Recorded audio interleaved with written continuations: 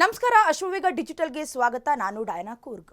ಪ್ರಾಧಿಕಾರದ ಸೈಟ್ ಅಕ್ರಮ ಹಗರಣ ಬಗೆದಷ್ಟು ಬಯಲಾಗ್ತಾ ಇದೆ. ಕೋಟಿ ಬೆಲೆ ಬಾಳುವ ನಿವೇಶನಗಳನ್ನ ಕೇವಲ 3,000-6,000 ರೂಪಾಯಿಗೆ ಮಾರಾಟ ಮಾಡಿರುವುದು ಬೆಳಕಿಗೆ ಬಂದಿದೆ. ಮೈಸೂರಿನಲ್ಲಿ 60/40 ಸೈಟ್ಗಳು ಕಡ್ಲೆಪುರಿಗಿಂತಲೂ ಕಡೆಯಾಗ್ಬಿಟ್ಟಿದೆ. 3,000ಕ್ಕೆ ಒಂದರಂತೆ ಬರೋಬ್ಬರಿ 23 ಸೈಟ್ಗಳನ್ನ ರಿಯಲ್ ಎಸ್ಟೇಟ್ ಉದ್ಯಮಿಗೆ ಮೂಡಾ ಬರ್ಕೊಟ್ಟಿದೆ. ಮೂಡಾ ಆಯುಕ್ತ ದಿನೇಶ್ ಮತ್ತು ರಿಯಲ್ ಎಸ್ಟೇಟ್ ಉದ್ಯಮಿ ಬಡಾವಣೆಯ ಮಂಜುನಾಥ್ನಿಂದ ಮಹಾಭೂಗಳ್ಳತನ ನಡೆದಿರುವ ಆರೋಪ ಕೇಳಿಬರ್ತಾ ಇದೆ. 5 ದಿನದಲ್ಲಿ ಪ್ರೋತ್ಸಾಹದಾಯಕ ಯೋಜನೆ ಹೆಸರಲ್ಲಿ ಒಂದು ಸೈಟ್ಗೆ ಕೇವಲ 3,000 ರೀತಿ 23 ಸೈಟ್ಗಳನ್ನ ಉದ್ಯಮಿ ಮಂಜುನಾಥ್ಗೆ ಮೂಡಾ ರಿಜಿಸ್ಟರ್ ಮಾಡಿಕೊಟ್ಟಿದೆ. ಕ್ರಯ ಪತ್ರದಲ್ಲಿ ಮಂಜುನಾಥ್ ಯಾವ ಜಾಗ ಕಳ್ಕೊಂಡಿದ್ದಾರೆ ಎಂಬ ಮಾಹಿತಿನೇ ಇಲ್ಲ. ಸುಮ್ಮನೆ ಪ್ರೋತ್ಸಾಹದಾಯಕ ಎಂದು ನಮೂದಿಸಿ ಸೈಟ್ಗಳ ರಿಜಿಸ್ಟರ್ ಮಾಡಲಾಗಿದೆ. 2 ದಿನಗಳ ಅಂತರದಲ್ಲಿ ಒಟ್ಟು 6 ದಿನಗಳಲ್ಲಿ ಪ್ರಾಧಿಕಾರಕ್ಕೆ ಸೇರಿದ ಎಲ್ಲ 23 ಸೈಟ್ಗಳು ಉದ್ಯಮಿ ಮಂಜುನಾಥ್ ಹೆಸರಿಗೆ ರಿಜಿಸ್ಟರ್ ಅನ್ನ ಮಾಡಲಾಗಿದೆ. ಕೇವಲ 600 ರೂಪಾಯಿ ಶುಲ್ಕ ಕಟ್ಟಿಸಿಕೊಂಡು ಸೈಟ್ ಅನ್ನ ಮಾರಾಟ ಮಾಡಲಾಗಿದೆ. ಇದರಿಂದ ಸರ್ಕಾರಕ್ಕೆ ಪ್ರತಿ ನಿವೇಶನಕ್ಕೆ ಕನಿಷ್ಠ 97 ಲಕ್ಷ ನಷ್ಟ ಆಗಿದೆ. 5 ಲಕ್ಷ ಶುಲ್ಕ ಪಾವತಿ ಸ್ಥಳದಲ್ಲಿ ಕೇವಲ 600 ರೂಪಾಯಿ ಪಾವತಿಯಾಗಿದೆ. ಉಪ ನೋಂದಣಾಧಿಕಾರಿ ಶಾಮೀಲ್ನಿಂದ ಭಾರಿ ಅಕ್ರಮ ಶಂಕೆ ಕೂಡ ವ್ಯಕ್ತವಾಗ್ತದೆ. ಇನ್ನು ಎಲ್ಲೆಲ್ಲಿ ಎಷ್ಟೆಷ್ಟು ಸೈಟು ಮಾರಾಟ ಆಗಿದೆ ಅಂತ ನೋಡೋದಾದ್ರೆ, ರಿಯಲ್ ಎಸ್ಟೇಟ್ ಉದ್ಯಮಿ ಎನ್ ಮಂಜುನಾಥ್ಗೆ ಮೈಸೂರು ನಗರಾಭಿವೃದ್ಧಿ ಪ್ರಾಧಿಕಾರದ ಆಯುಕ್ತ ಜಿಟಿ ದಿನೇಶ್ ಕುಮಾರ್ ಬರೆದುಕೊಟ್ಟಿರುವ ನಿವೇಶನಗಳ ವಿವರದ ಆಧಾರದ ಮೇಲೆ ಹೇಳ್ತೀವಿ ಕೇಳಿ. ದಿನಾಂಕ 5/4/2023 60/40 ಅಳತೆಯ 3 ನಿವೇಶನ.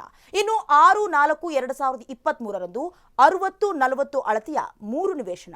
ಇನ್ನು 18/4/2023 60/40 ಸೇಮ್ ಅದೇ ಅಳತೆಯ 8 ನಿವೇಶನ. ಇನ್ನು 19/4/2023 60/40 ಸೇಮ್ ಅದೇ ಅಳತೆದು 23 ನಿವೇಶನಗಳು, ಅಂದ್ರೆ 9 ನಿವೇಶನಗಳು. ಒಟ್ಟಾರೆಯಾಗಿ 23 ನಿವೇಶನಗಳು ರಿಜಿಸ್ಟರ್ ಆಗಿದೆ. ಇನ್ನು ಮೂಲ ಮಾಲೀಕರ ಹೆಸರನ್ನ ಕೈಬಿಟ್ಟು ಜಿಪಿಎ ಪ್ರತಿನಿಧಿ ಮಂಜುನಾಥ್ ನೇರವಾಗಿ ರಿಜಿಸ್ಟರ್ ಮಾಡಿಕೊಂಡಿದ್ದಾರೆ. ವಿಜಯನಗರ ಬಡಾವಣೆಯ 3 ಮತ್ತು 4ನೇ ಹಂತದಲ್ಲಿ ನಿವೇಶನ ಮಂಜೂರಾಗಿದೆ. 60/40 ಅಳತೆಯ ನಿವೇಶನಗಳು ಮಂಜೂರನ್ನ ಕೂಡ ಮಾಡಲಾಗಿದೆ. ಈ ಪ್ರದೇಶದಲ್ಲಿ ಈಗ 60/40 ಏನು 60/40 ನಿವೇಶನದ ಬೆಲೆ 2 ಕೋಟಿಗಿಂತ ಹೆಚ್ಚು ದಾಟಿದೆ. ಇಂತಹ ಬೆಲೆ ಬಾಳುವ ನಿವೇಶನಗಳನ್ನ ಕೇವಲ 3,000 ರೂಪಾಯಿಗೆ ಒಂದರಂತೆ ಮೂಡಾ ಕೊಟ್ಟು ಬಿಟ್ಟಿದೆ. 1 ವರ್ಷದ ಹಿಂದೆಯೇ ಮೂಡಾ ಭ್ರಷ್ಟಾಚಾರದ ಬಗ್ಗೆ ಲೋಕಾಯುಕ್ತದಲ್ಲಿ ದೂರು ಕೂಡ ದಾಖಲಾಗಿದೆ. ಮೂಡಾ ಆಯುಕ್ತ ದಿನೇಶ್ ಉದ್ಯಮಿ ಮಂಜುನಾಥ್ ಮೇಲೆ ಲೋಕಾಯುಕ್ತರು 1 ವರ್ಷದ ಹಿಂದೆಯೇ ದೂರನ್ನ ಕೂಡ ಕೊಡಲಾಗಿದೆ. ಹಾಗಾದ್ರೆ ದೂರು ಕೊಟ್ಟಿದ್ದು ಯಾರು ಅಂತ ನೋಡೋದಾದ್ರೆ, ಸ್ನೇಹಮಯಿ ಕೃಷ್ಣ ಎಂಬ ವ್ಯಕ್ತಿ ಮೈಸೂರು ಲೋಕಾಯುಕ್ತಕ್ಕೆ ದಾಖಲೆ ಸಮೇತ ದೂರನ್ನ ಕೊಟ್ಟಿದ್ರು. ಒಬ್ಬನೇ ವ್ಯಕ್ತಿಯಿಂದ ಸರ್ಕಾರಕ್ಕೆ 300 ಕೋಟಿಗೂ ಅಧಿಕ ನಷ್ಟವಾಗ್ತಾ ಇದೆ.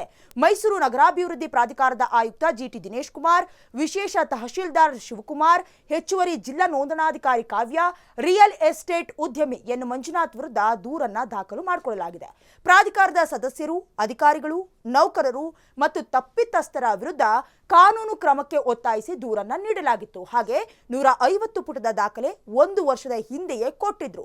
ಲೋಕಾಯುಕ್ತ ಮೌನವನ್ನ ಯಾಕೆ ವಹಿಸಿದ್ರು ಅನ್ನುವಂತ ಪ್ರಶ್ನೆ ಈಗ ಉದ್ಭವಿಸ್ತಾ ಇದೆ. ಇದರಿಂದ ಲೋಕಾಯುಕ್ತ ಅಂದಿನ ಎಸ್ಪಿ ಮೇಲೆಯೇ ಅನುಮಾನ ಕೂಡ ವ್ಯಕ್ತವಾಗ್ತಾ ಇದೆ.